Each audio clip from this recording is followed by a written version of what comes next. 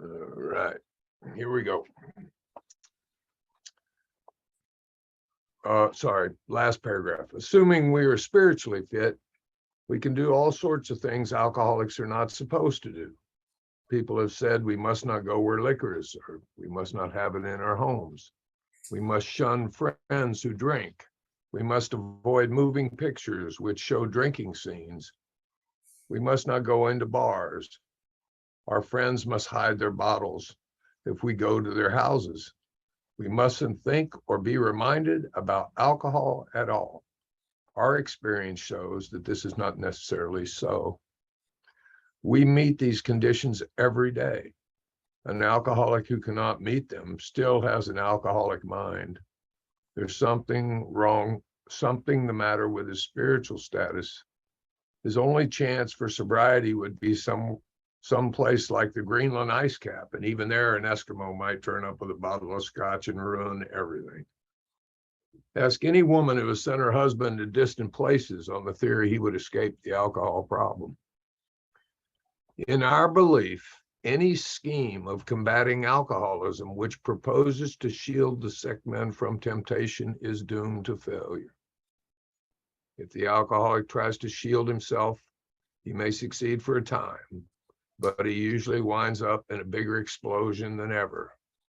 We have tried these methods. These attempts to do the impossible have always failed. That's the reading. Great. Thanks, Kurt. Yeah, you're welcome. Hello, everybody. Paul, alcoholic, Thursday morning. That's funny because in the reading, when we got to that sentence, the top of 101, we must shun friends and then who drink, but something was on the D, so we must shun friends who think. That's pretty good. Yeah. And then this idea of ask any woman who has sent her husband to distant places on the theory he would escape the alcohol problem. No, on the theory she escaped the problem, him. Him getting over the alcoholic problem was secondary. Just get the fucker out of here for a while.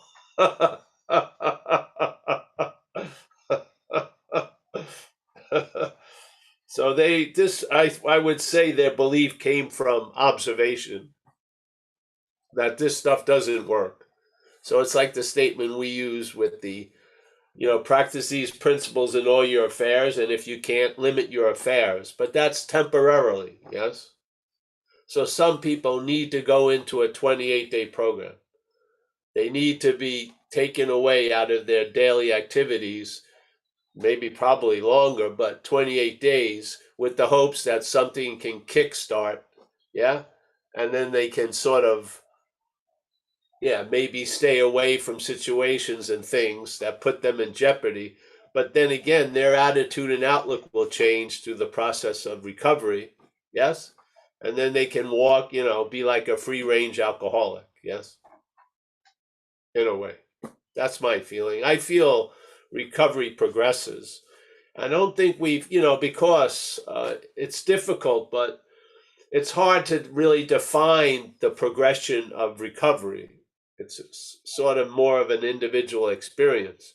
But it would somewhat be nice if it could be, because people have this belief that, alcoholism progresses, but so does recovery.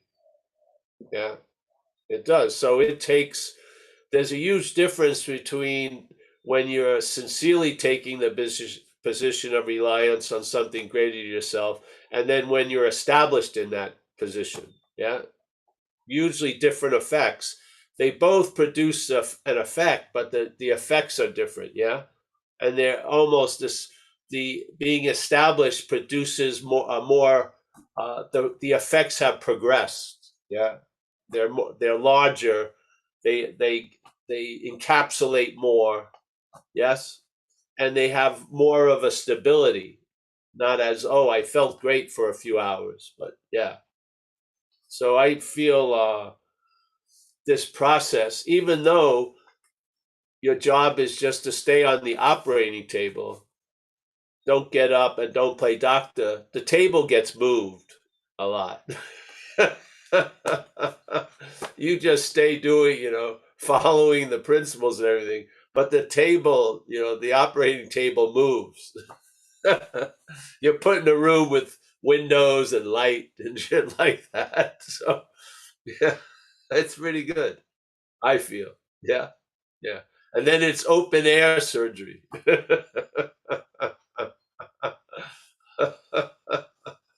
So, and then after a while, the habits correct themselves. Yes. The habits of being sober keep you on the straight and narrow, not like an enforced march, but as a way of traveling. And so the correction, the mistakes don't usually build up that much momentum to produce a huge crescendo. They get averted quickly. You make an amend, you say the serenity prayer. Yeah. You see your role in things and you move on. Yeah. Yeah. Yeah. It's not like Armageddon Day every day. Yeah. And the thing that tells you you're feeling great and in a minute later you're completely screwed, obviously you should be suspicious of those forecasts. Yes? Because something's forecasting false evidence. Yeah, a lot. So yeah, this is a nice reading because obviously this belief came from observation. They realized, remember that guy, Howard Hughes? He decided he was going to try to, and he had the cash to do it, that, he wore Kleenex boxes as shoes and have hermetically sealed conditions so nothing could enter without, you know what I mean? And then he just lost his mind. So there's always going to be unintended consequences. So if you really, really are like ready to blow up and you're being held under huge pressure, if there's any release of that pressure, there's going to be an explosion. Yeah. So that usually happens on the 29th day of a 28-day program. you leave and then you get loaded again. So you're all right in that controlled environment, but many of us don't want to live in a controlled environment. I remember when I was in this program called Delancey Street, they were a trip. I had no idea about them. It wasn't like I was, going over vacation brochures and then picking a destination. Life brought me to another dead end, and it was Delancey Street. So I went there, but while being there, they had brochures and they had like 99% success rate. But you had to read the fine print. You could never leave Delancey Street. You'd have to live in that controlled environment if you were going to stay sober. Yeah. I think that's one condition too many, really. So this is about free range alcoholics, yes? Yeah, hopefully. So so this was an observation. Hey, this shit doesn't work. So they pass it on to us so we don't have to come to their same conclusion through our observations. We can take their observations to be true. Yeah, it's the easier, softer way. Yeah, sort of like, hey, bro, don't go out with your friend's wife or something. All right. Oh well, I'm gonna do that anyway. Okay, but now, hey, bro, don't go out with your friend's wife. Okay, that seems freaking smart. Yeah, and then there's some power behind that decision. You can sort of keep going that way. Yeah, and so you don't have to learn the hard way anymore. You can read the book and learn. They just told you, hey, if this is on one of your agendas, your plan, it's probably not going to work. Okay, maybe you didn't get that, but your sponsor could point it out to you and say, hey, do you fall under this category? Well, I don't think so. Obviously. Well, I'm going to suggest you do fall under that category. So why don't you read page 100 and just get back to me? Yeah? And then if you've been, restored to your senses, you have some common sense. Yeah, shit. Yeah, yeah. So, I mean, I couldn't learn from anyone when I was out there. Then I started learning from myself, and I learned from others. I listened to people in AA, and a lot of times what they're saying is, tell me where I don't want to go or I don't want to be. They're like warnings, yeah? So I'm listening to them. I don't think their condition I'm excluded from. I mean, if I follow the thoughts they're following, I may feel the same way. So I learn a lot about what I don't want by what people are saying. Yeah. I don't want to be struggling with anxiety 34 years into the process. I mean, how much anxiety would it take 34 years to outgrow? I mean, that would be like and anxiety seems to show up now. It's not like an accumulated fucking weight system. Yeah.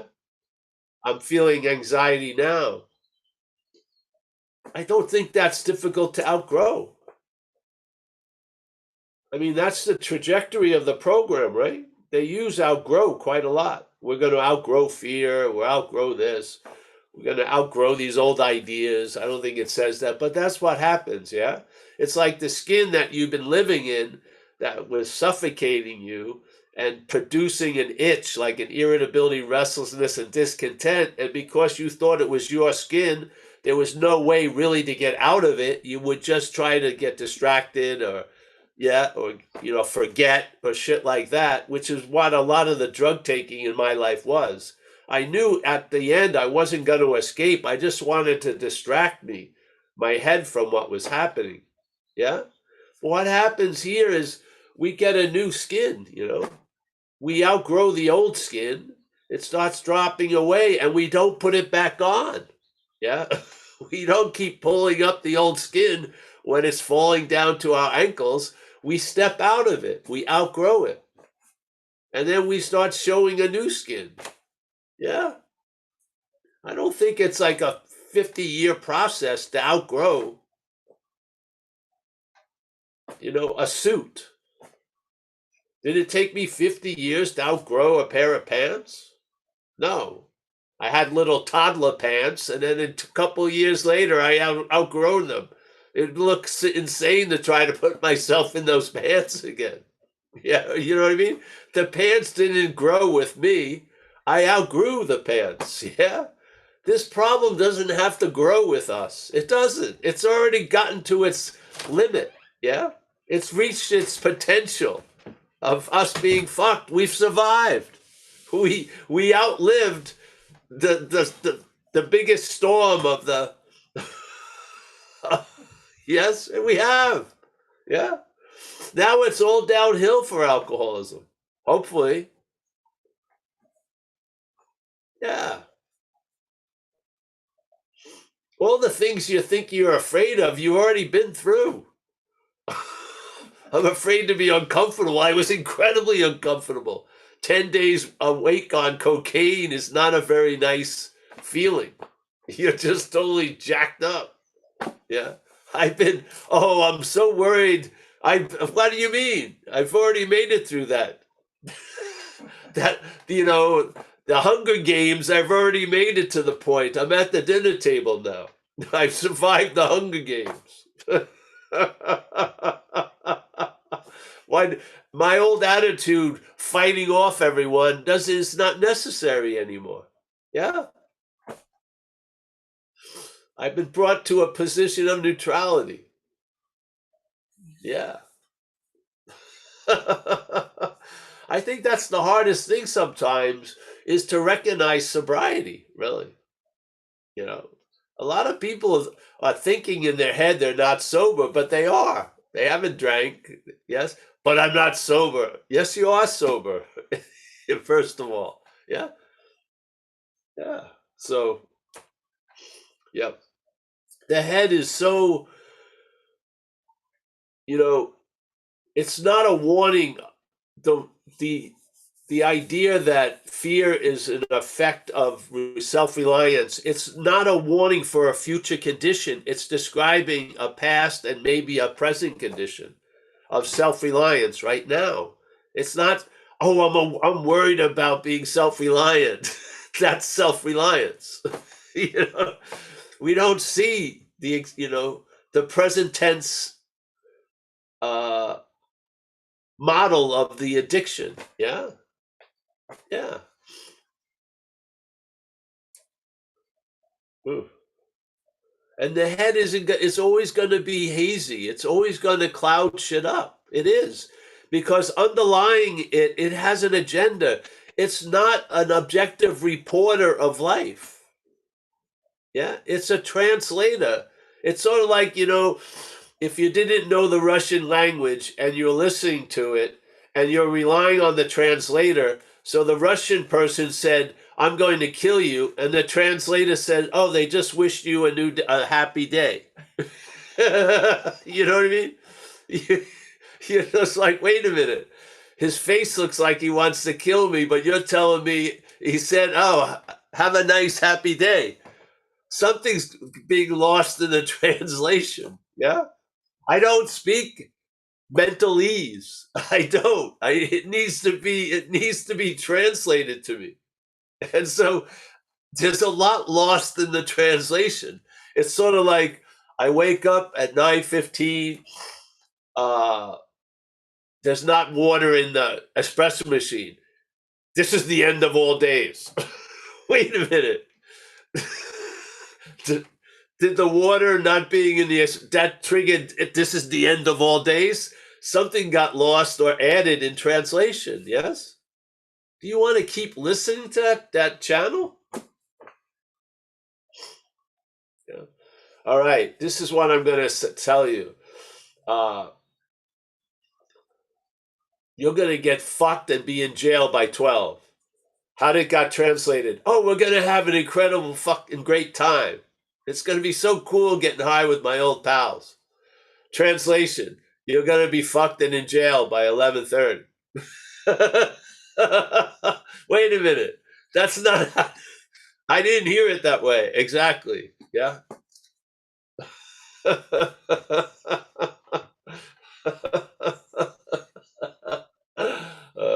So we need the right interpreter. Yes. These are important meetings we have all day. We need the right interpreter, the higher power of the Holy Spirit, however you want to call it. You want it to be heard and translated by that, not by the head. For sure. Yeah. So, yeah, this is a beautiful reading in a way, because they've just took out a big situation that would look like a solution to many people. All right. Let's just freaking, nothing can't cut. Every time the commercials on TV come off, blank the screen. We can't see Smirnoff or Budweiser or whatever. Yes. I mean, Jesus Christ. Yeah, so this isn't about managing or controlling. Yeah. It's being about being managed by something else and controlled by something else that leads us not having to be managed and controlled. Yes. Concerning alcohol and drugs and all this shit. Yeah. So I'm going to try to shun all these people who are thinking today. I'm going to really give it a shot. I'm worried about going to the city. There's going to be a lot of thinking people there. Fuck. I know the thinking's going to lead to drinking, and then the day's going to be stinking.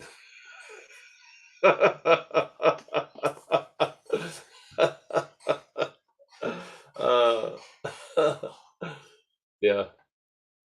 Thanks, Kurt. Thank you. Yeah, you're welcome.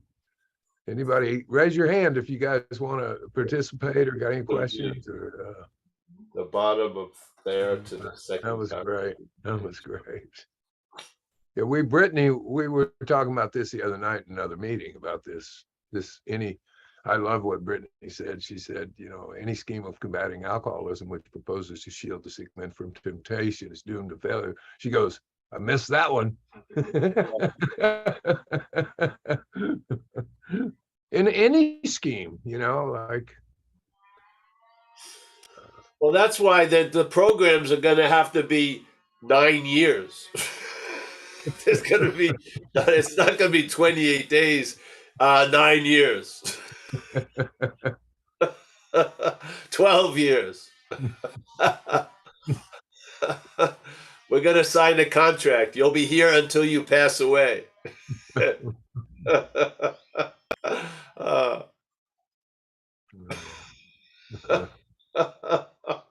You will not drink, but you'll be a motherfucker for sure.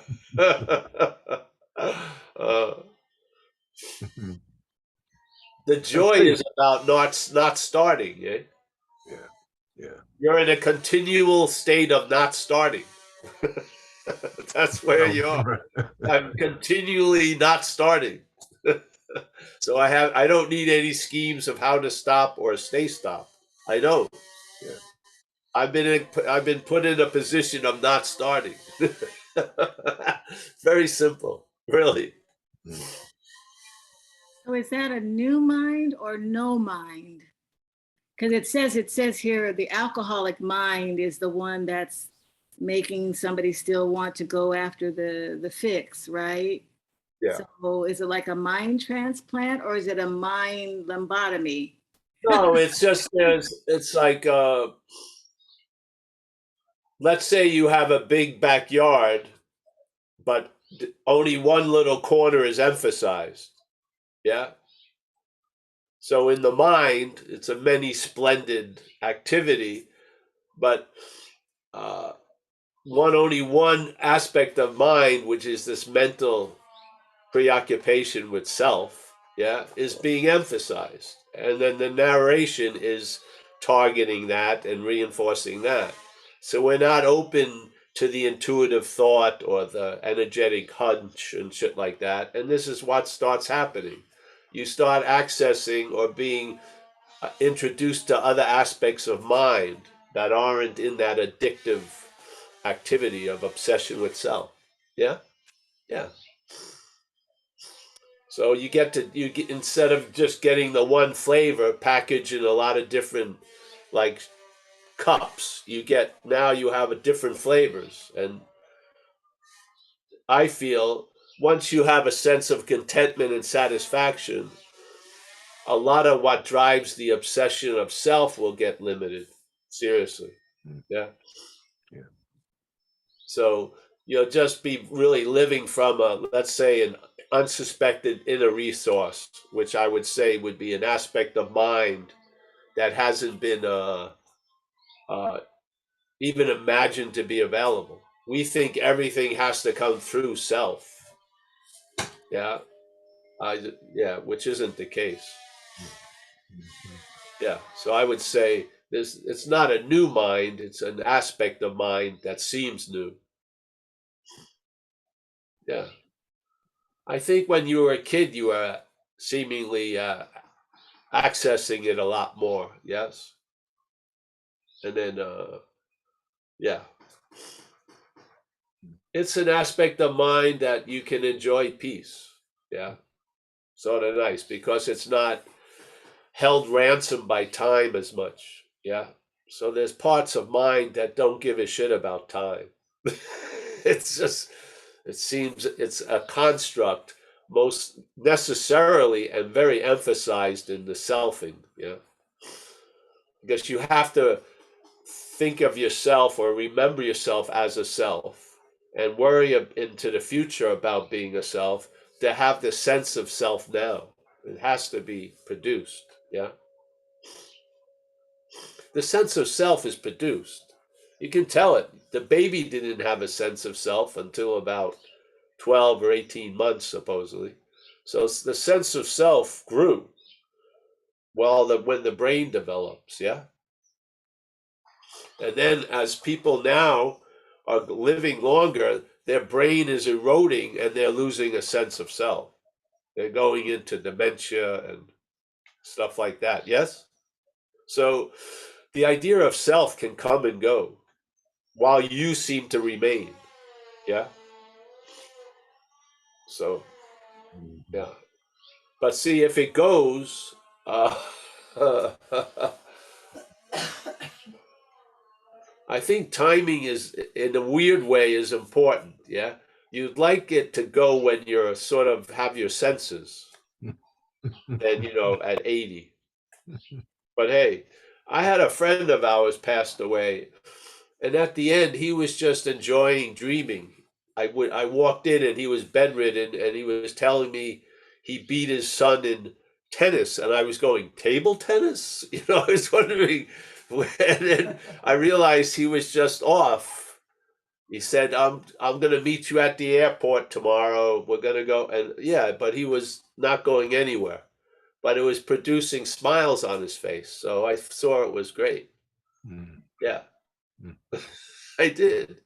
I mean, so wouldn't that be nice to have a little now? Really?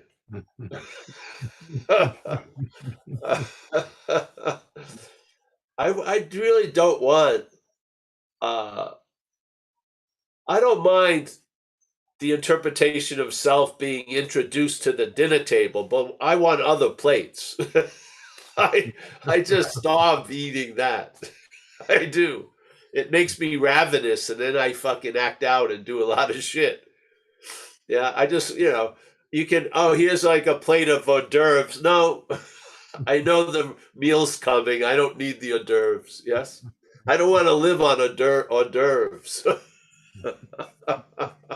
So, yeah. Yeah. We got another hand up, Paul. Chris. Yes. Hey everyone. Hey Paul. Thanks for doing this again. Oh yeah. Well, if it was me doing it, we wouldn't do it. Thanks for letting it happen then. Yeah. I really, something you said about kind of not avoiding or hiding from the situations that seem to cause us problems, how that's not really a solution that can work. That really resonated with me. But what I don't understand, and you talk about it a lot, and it may be because I have like zero religious background. I would love to turn over control to a higher power at this point. I don't know what that means. Well, it can mean anything. See, this is the point. You know what it means in a way you don't like, which is the religious way, but that's not that which is nothing and everything can appear anyway. It doesn't matter. Yeah. You just want to access that possibility. Maybe the head's stubborn belief that it's not that is not allowing it to access the possibility because it's limited the possibility. It's not that God, yes? So you give up your old ideas or at least see them as not yours, and then are you being moved or not? Of course you are. Yeah. Are you the producer of the thoughts? Do you make the thought? I don't think so. No. And what's pumping in the heart? Not me. Is it you? No. Not me. No. So you're an afterthought to this event. Okay. Yes. What's this when you're on the sailboat and it's moving, you can say the sailboat's moving, but it's not being moved by the sailboat, it's the wind. Yeah. So here is Chris the sailboat. Here's Paul the sailboat. Yeah. Now Chris has heard about other sailboats saying it was a wind called God that moved it. But you're still being moved. Just give up the old idea. Yeah, and let the being moved tell you what it is and what it ain't. Yeah, instead of you telling it what it is and what it ain't. Yeah. I had a process in recovery. They said, you can have a higher power of your own understanding. Now, my understanding is that was meant to be in the beginning, and obviously it's going to change because you're going to sense a power. You're going to meet a power. You're going to be under its influence, so you're going to come to another recognition of it. Yeah, I mean, it's sort of like you're having a love letter exchange with someone you never met. It's quite different when you meet the person. Yeah, you meet, you have contact. So here we've had contact with a power greater than us. Maybe I'm sober for 8 weeks and I couldn't pull that off for 28 years. So something is doing it for me that I couldn't do for myself. So now I'm recognizing the movement or the power. Yes.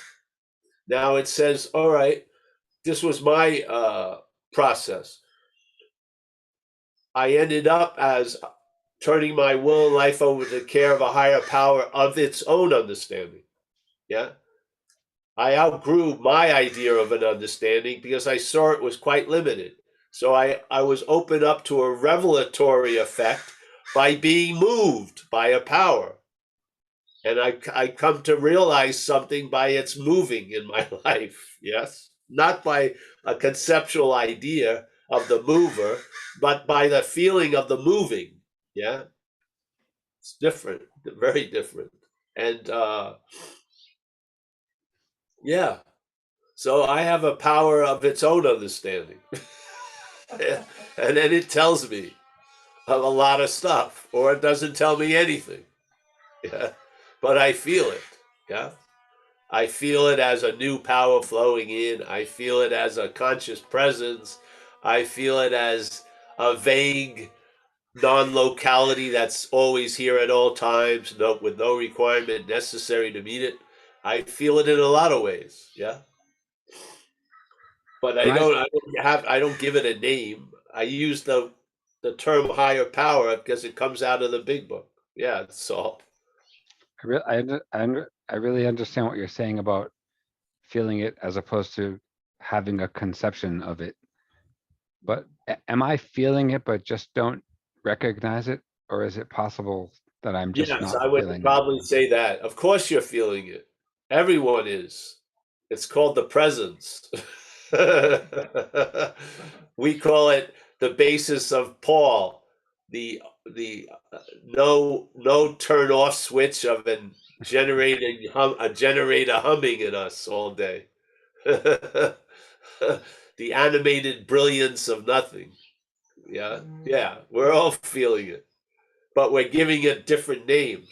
Some of us say it's Paul. So some of it we say it's the body, but I would say it's the I am. Yes, the I am that I am, the presence that is present. Yeah. Yeah, that's my take on it. Yeah, that's why they say it in the big book, an unsuspected inner resource. It doesn't mean not yet available or hasn't been made yet. No, the inner resource is always there. It's unsuspected to the mental state because the mental state is playing the role of the higher power. That's why you and I need a new employer. The old employer is insane.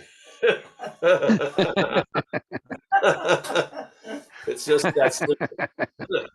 Okay. So, I yeah. really appreciate you talking to me, Paul. Well, yeah, it's a mental stubbornness that's trying to fend off a lot of evidence. Seriously. It's trying to make a wind machine and make its own sails. Instead of a full thing of cloth, it's going to be holes. It's just not working.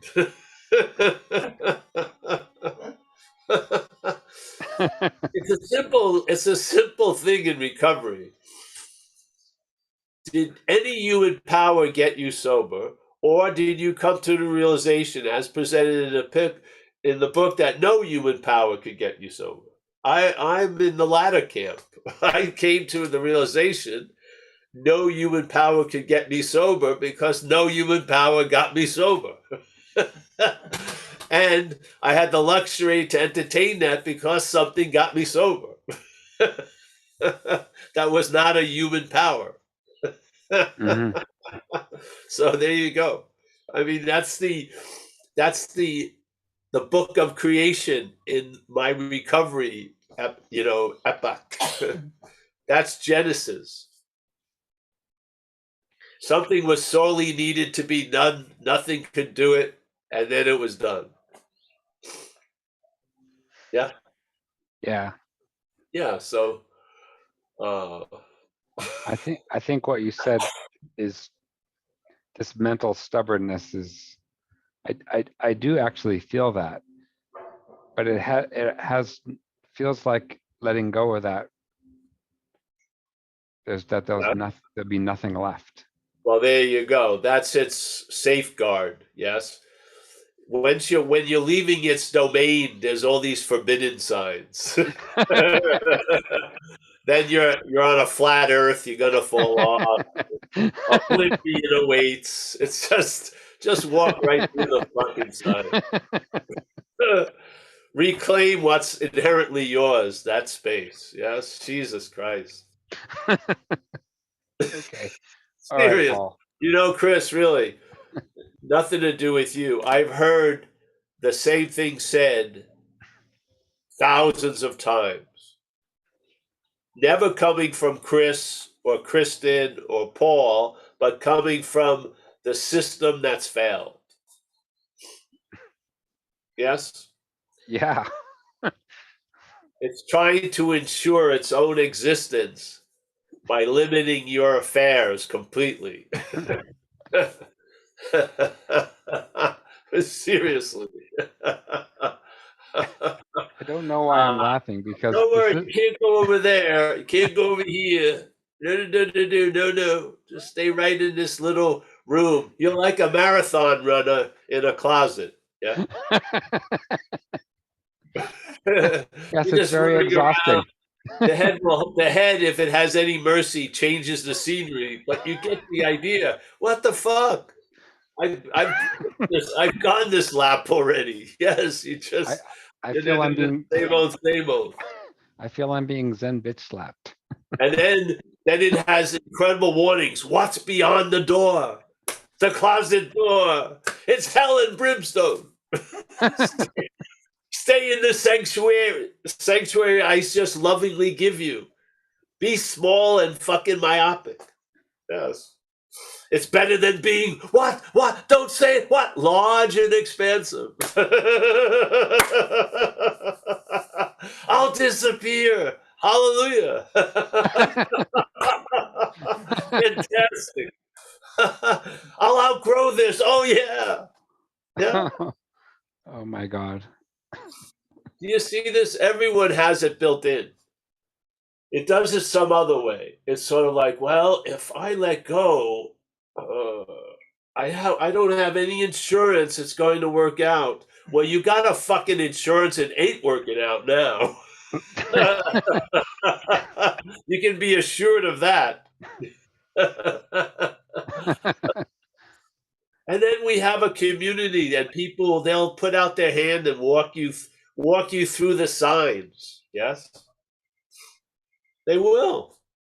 Some will even go, they'll stay outside and they'll call you. And it's, come on. Yeah. We've all done the same thing. So here you go. That is the fail-safe mechanism of the failed system. It tells you you're going to die or whatever. You're going to explode into whatever. But it gives a sense of it being incredibly bad. You'll be free from bondage. Oh, terribly bad. It's very weird. Yeah. This is the faith in the failed system. It is a failed system. For sure it is. It's totally failed me. It's freaking, if it was a store, it would have been fucking shut down. It never delivers the goods. And what it delivers is past the expiration date and shit like that. Same old, same old. Yeah. Well, I The don't know how funny you thing read my is, mind. the funny thing is, it tells you to be afraid, yet you're completely drenched in anxiety now. Yeah. You're dying by the system of 1,000 cuts. It's telling you Yeah. something will blow a big hole in you, but it's kill. You're dying by 1,000 cuts in a way. Yeah. Yeah. This Yeah. anxiety, this entertaining anxiety is like an extortion racket or a ransom you pay every day to keep the big bag thing that you're super afraid of from happening. You tithe fucking meaningless anxiety all day. You know what I mean? No one gives a shit if your hem is a little shorter than where your shoes start. They really don't. People are not watching you as seriously as you think they are. They don't give a shit because they're busy thinking about their hem and their shoes. Yeah, it's true. I mean, they're all watching. No, they're not. They're all watching, seeing themselves. It's just Projectionville all fucking day. Yeah, Yeah. for sure. I hate that guy, Chris. No, I hate Paul, but I'm going to project it on Chris. I hate Chris. So I'm going to get rid of Chris, but I'm never going to get rid of Paul. Yeah, that works. I get to be alone and right. I told you, I hate all those people. It's a mental state that's above its pay scale. Yes, Yeah. it just won't admit its unmanageable quality. It has a difficult time coming to the realization I'm not managerial quality. I Yeah. don't even believe it can reach there. It has to be brought there. Hmm. I do. I do not believe it reaches there. I don't. I do not believe the mental system gets self, can't get out of self. I do not believe it. Hmm. I do not. It has to come from some other system for it to get it. It just does not get it. It will just change horses. It will. And run into the same wall. Yeah. And then when it doesn't work, it'll just get a different vehicle. So first it was Buddhism, now it will be radical tantric or something like that. Run in, same thing, fail, fail, fail. Yeah. Never getting it. It just doesn't get it. So don't rely on it. It's unreliable. Yeah. And it's always going to be this way. I don't know if it is or not, but I wouldn't bet that it's going to change. No. So you might as well fucking, it's sort of, maybe the dead horse will resuscitate itself, but I'm going to be long gone by then. To me, it's a dead horse. I'm getting up and I'm walking away. But who knows? It could have, I don't give a shit. It was dead when I left. When I left.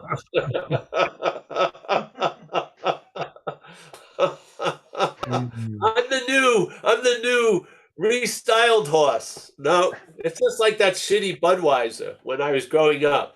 Budweiser isn't even a beer. It sucks. And all they do is change cans. They change the can or the way it's delivered, but it's the same shit. It's the same. This is like the head.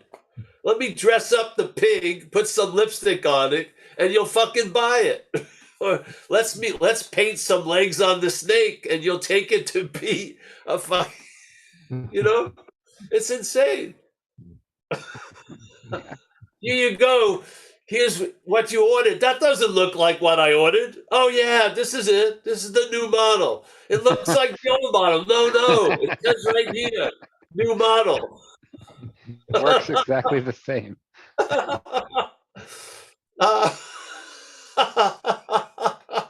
It can't be a pig. They don't have lipstick. So we put lipstick on the pig. You sure seem to know a lot about me. It knows a lot about it. And then there's the unknowing act of being identified as it. So we say it knows a lot about me. It doesn't know shit about us. I said It you knows know a lot of about shit me. about self. I said you It know has a no lot about me. idea about us. It doesn't. Paul, I said you know a lot about me. Oh. You seem to be describing me, my innermost experience. Well, yeah, because it's not an innermost thing. It's just programming. Yeah. Yeah, There's it's it's like relentless. rings of a noose. Yeah. So there's rings where you don't think you're in a noose, and then you go back, and then you come to the point. Hey, my neck's in a noose. And the faith in the system has you believing you're not in a noose, but you're afraid you may be in one later. So I've got to rely on the thing that tells me I will not bring you to the point of being in a noose while you're in a fucking noose. So I'm going to rely on this thing because it sure says it knows a lot about nooses to keep me out of a noose while being the noose itself. You don't need much more information. Just it's a failed system. That's it. It's a failed system. The brain interprets to the body of which it is a part. What you can't come up with problems. Why isn't the brain recognizing my spirit? It doesn't. The brain interprets to the body of which it is a part. The brain believes we're a body. It sees us as a body. Are you going to waste any more time trying to convince it otherwise? It's not going to stick. It's going to revert back to the programming. So you see that which you're not from that which you are. Yeah. So you see the mental activities from spirit, if you want, let's call it spirit. Yeah. Just another point or another aspect of mind will tell you about the other aspect of mind. You can't keep listening to the same aspect. Yeah. It doesn't deliver any new goods. It's the same old fucking same old. It's failed. Yeah. So what you need to know, it's a failed system. All right. Yeah.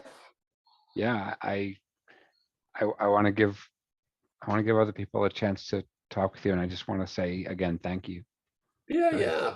Thank Thanks, you. Chris. Thank you. Thank you. We're all here. We're all here. So we're sharing.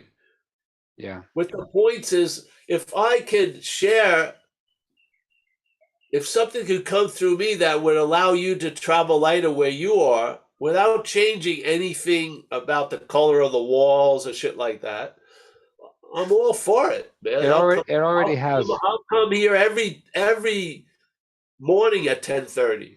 It already has, Paul. I do want you to know that. Yeah. I already do feel lighter. Yeah. Well, there you go. So, yeah.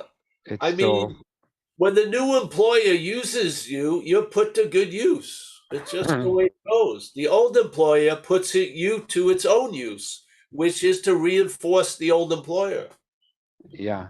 The new employer, I really believe, has a much larger vision for all of us that we can't mimic because we're still wearing the small visions, the small glasses. We've got to come through observation and realization, yeah, that we've actually been introduced to a new pair of glasses, yeah, which are going to lead us to recognizing the eyes, the real eyes that we can see this world from.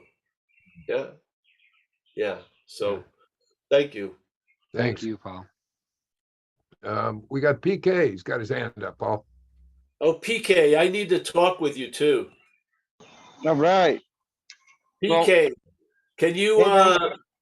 send me some information on you? My nephew's in a program in Queens. I want to give him your number.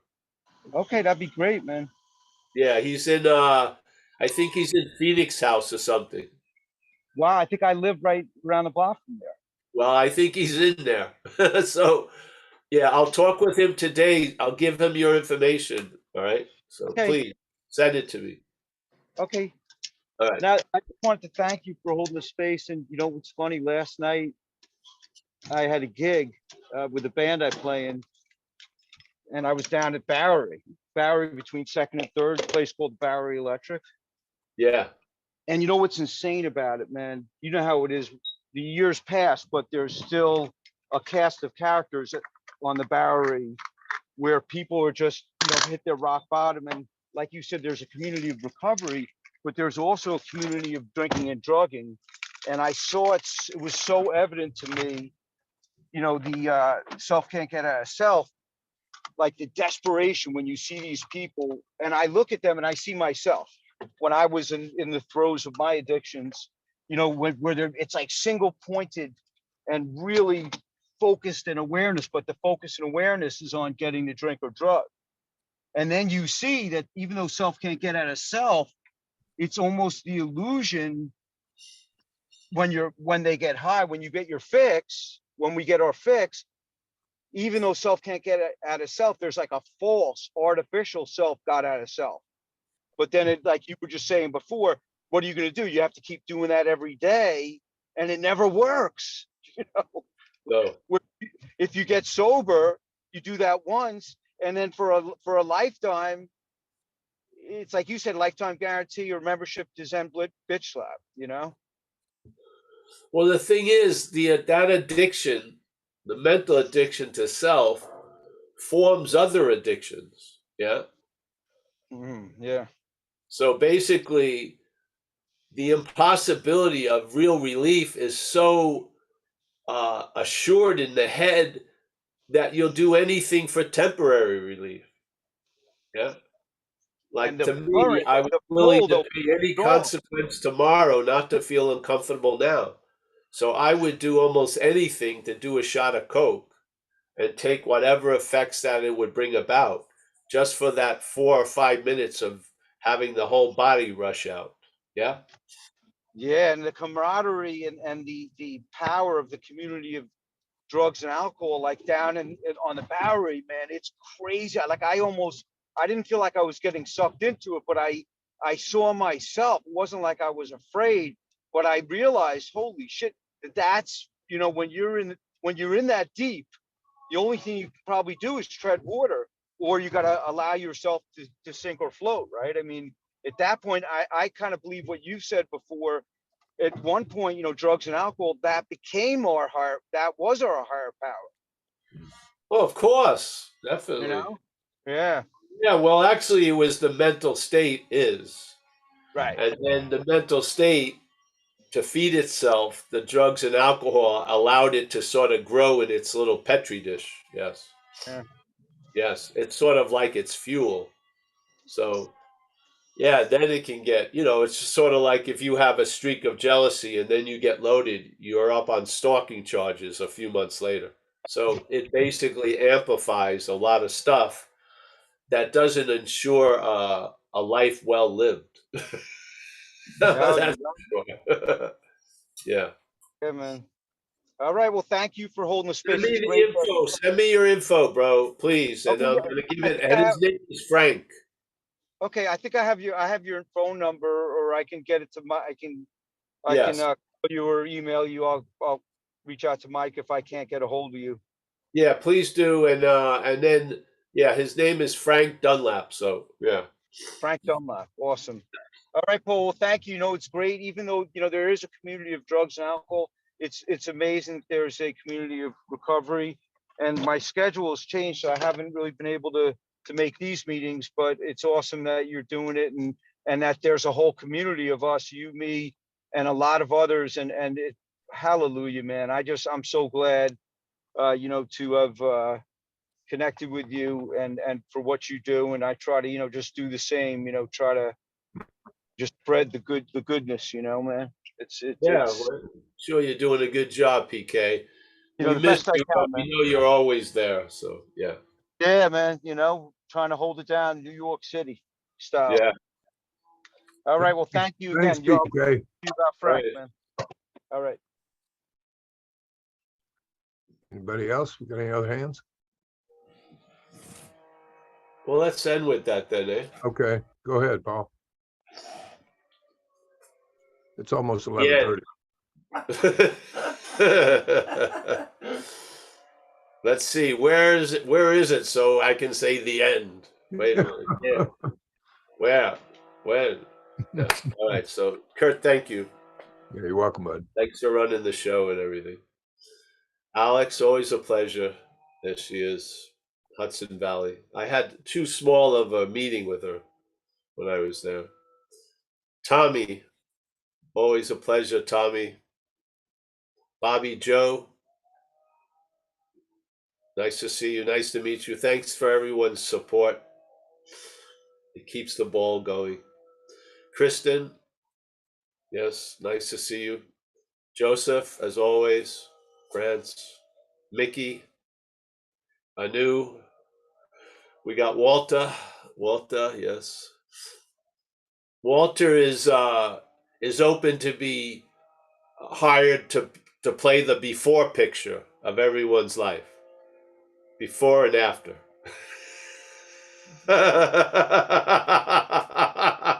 I got him to move. Nice to see you, Walter. I love you. You're a brother from another mother. Yeah. We have Kate. There she is. Nice to see you, Kate. Roman, as always. Yep. Say hello to Barbara, Roman. Yeah. Oh, let's see. We got Nina. Not Can I Nina. say, Nina. can I Nice to see say you. something for Yeah. a second? First, I want to say thank you to Chris.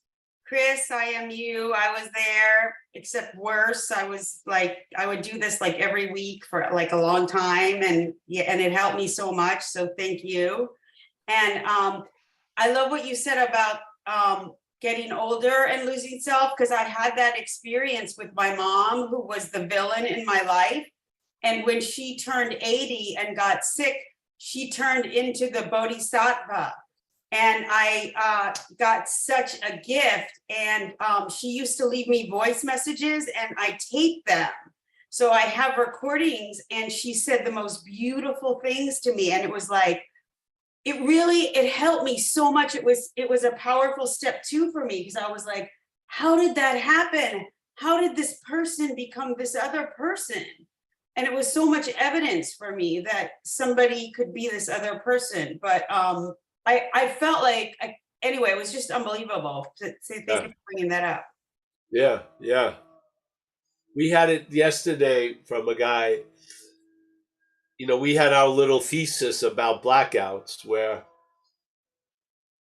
you know, the dominant sense of self, Paul, the brain gets to a point where that shuts down, and then there's a clone Paul that appears and then represents Paul for 12 to 13 hours. And then somehow the other self gets built up again. And then for it to keep the story that it's you and it's been an unbroken continuum, it has to forget that there was another Paul running the show for 14 hours.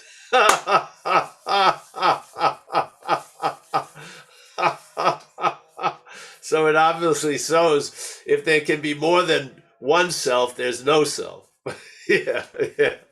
So there's a very good movie, Moon, that represents it very well, where the guy, he's on at this time in history, they found this mineral on the moon that fuels all the technology of the Earth. Yeah. So they have these huge farms on the moon harvesting this mineral. And one person runs the whole thing, the whole farm, and there's big machinery. And this one person has been there for 5 years, and he's going to be off in a couple of days. He's a Boston Red Sox fan, has a wife and a kid on Earth, and, you know, doing the job every day. And then something happens. There's not a clear it's something that's not isn't synchronized. The one old guy who likes the Boston Red Sox, right, seems to still be alive, and the new one's there. And so the new one finds the old one, and they look exactly alike. And the old one takes them downstairs, and there's thousands of them. And the guy was never in Boston, doesn't have a family. It's just a clone. Yeah. And because they realized the clone would work better if it had a story. So the story is it's getting off this 5-year employment career in 3 days. So it's doing the best it can every day. Yeah. So the problem is with this is when the clarity of you're a clone is presented to the clone. Yes. Yeah. See, but it wasn't. It's presented to the human programming. That's what catches the message. So the human programming goes, I'm a clone? No, you've always been a clone. Yes, the human, yes. So this is what happens with the sense of self. The sense of self hears the message and goes, yeah. Oh, it's funny. So yeah, if you want, watch that movie, Moon. It's pretty good. Yeah. All right, thanks. So we got Nina. Thank you, Nina. I maybe didn't do a good job of explaining Moon, but I'll do it again sometime. We got upstate Brittany. We got Al from Vegas. Oh, Susan Matlock. Very nice, Suzanne. Thank you. Good to see you, Paul. Yes, nice to hear from you, honey. Thank you, thank you, thank you for all you do. All right, you're welcome, man. Pleasure. Christine, Oliver from Berlin, PK. Gail, always a pleasure, Gail. Yeah. Thank you. On the pink cloud, Gail, you can never overdo your stay. Sounds good to me. Because every day is new on the pink cloud. So Yeah. you're never returning because you've never left. Yes. There you go. Thank you. Everyone else, if I don't say hello or see you, I say goodbye. Thanks, Kurt, everyone. Yeah, Jacob, you're welcome, bud. nice to see you guys. Thanks, Thank you, Paul. Thanks, everyone. everyone. Thank you. Thanks, Kurt. You're welcome. Thanks. Great job, Kurt. Great reading. Good deal. Yeah, that's a great read, huh? All right, you guys. Thank you so much. Thanks, Christy. Thanks, Kurt. How you doing, Mickey? Doing well, and you? I'm doing great. I have a new schedule so I could sleep, but it doesn't work out with these meetings. Thank goodness there's always a hole in the donut, right? Always. All right. Well, great to hear your voice. Great to have this voice. Yay. Nice to be here, isn't it? It is. This is a wonderful experience.